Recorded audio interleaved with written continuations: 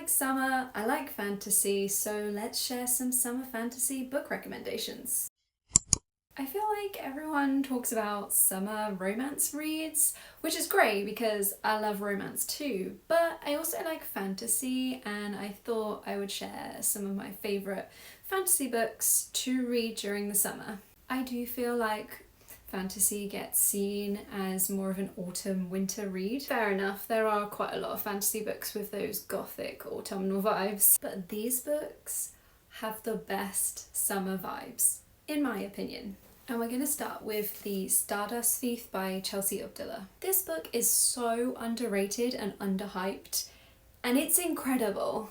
This fantasy book is inspired by stories from 1001 Nights. The Stardust Thief weaves the gripping tale of a legendary smuggler, a cowardly prince, and a dangerous quest across the desert to find a magical lamp. There's found family, forced proximity, a quest across a desert, and lots of magical items and objects. I consider this a summer read because yes, it is set in a warmer climate, there's a desert, but I don't know, it's just got those summer vibes. Like, I can imagine sitting up in a late summer evening and reading this. This is a sit outside and read this book, not a curl up with a blanket on a cold night kind of book. Next book is Only a Monster by Vanessa Len. I love this book series. In every story, there is a hero and a monster. And unfortunately for Joan, she is not the hero. Joan is staying with her mother's side of the family in London during the summer holidays, and she always thought that side of the family was a little bit quirky. But she loves her grandmother, her aunts and uncles and all her cousins, and she loves spending her summer holidays there. I kind of felt like Joan was the typical good girl, you know? And then her world comes crashing down around her when she finds out she comes from a family of time-travelling monsters. And this is on my summer reading list because it happens during the summer holidays. London in the summer. It's also a super fast-paced read. So much happens in such a short space of time. It's heroes versus monsters, enemies to lovers. There's family secrets, time travel, and a love triangle. Don't forget the rule. No one can know what we are, what you are. You must never tell anyone about monsters. I think this book has similar vibes to The Stardust Thief, and it is The Ivory Key by Ashaya Raman.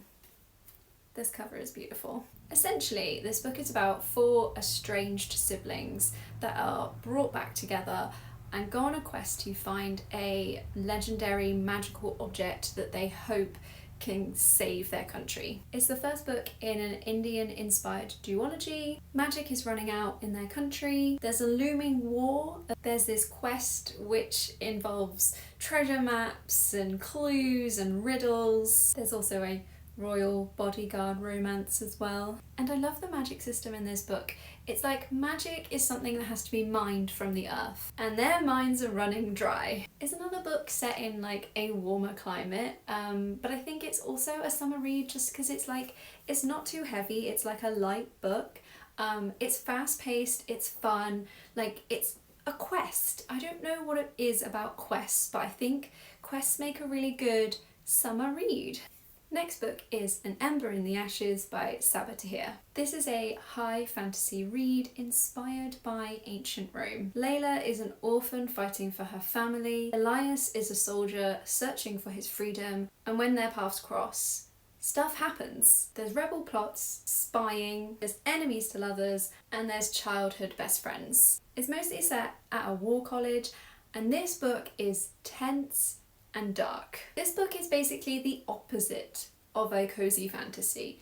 It is a stressful, tense read, but it is so good.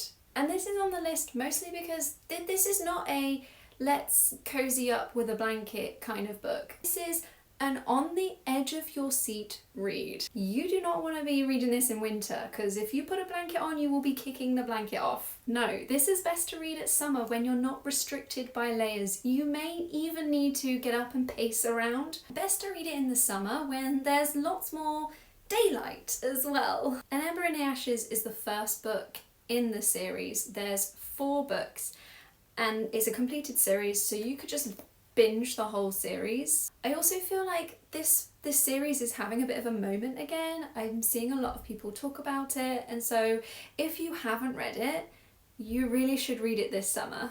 This is my last summer fantasy book recommendation, but it's kind of two books, because this is the book that I think you should read in the summer, but unfortunately it's book 2, so you will need to read book 1 first. Book 1 is A Dark and Hollow Vow by Ashley Shuttleworth, and book 2 is A Cruel and Fated Light.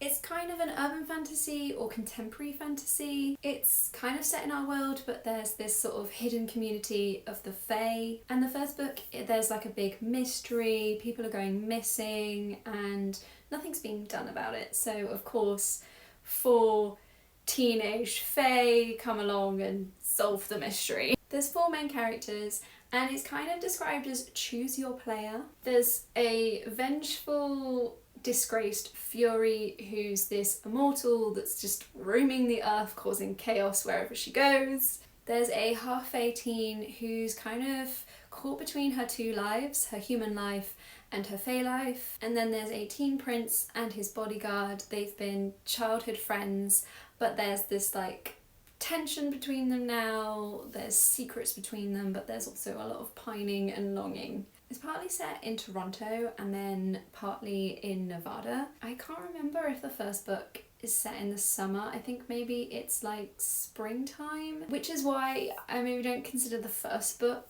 a summer read. It is very fast paced and like it's a chunky book that you can really get into. There's lots of world building and there's a lot going on. But in the second book, all the main characters are together in one place. It takes place in the summer, and 2 of the main characters are invited to stay at the Sealy Summer Court.